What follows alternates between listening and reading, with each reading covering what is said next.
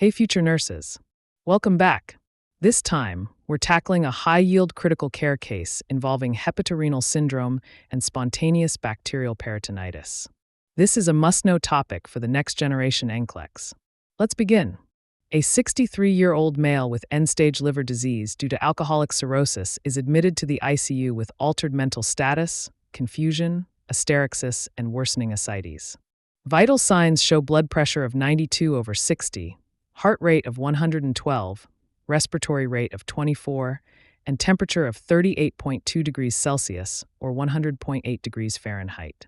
The nurse suspects hepatorenal syndrome and spontaneous bacterial peritonitis. Which intervention should be done first? Lab findings: ammonia, 168. Bilirubin, 7.6. White blood cell, 16,000. Creatinine, 2.3. Let's review our options. Administer IV cefotaxime as prescribed. Prepare for paracentesis to obtain acidic fluid culture. Administer IV albumin to maintain intravascular volume.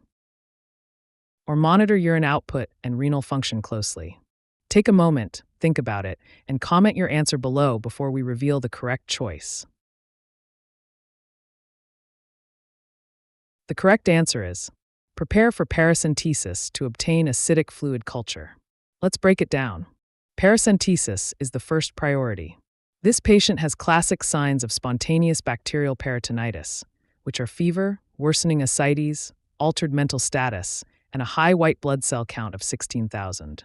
Spontaneous bacterial peritonitis, or SBP, is a life-threatening infection that must be confirmed with acidic fluid analysis before starting antibiotics to ensure the correct treatment.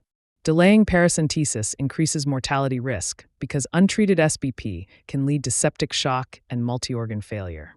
Important rule: always obtain cultures before starting antibiotics, unless the patient is in septic shock.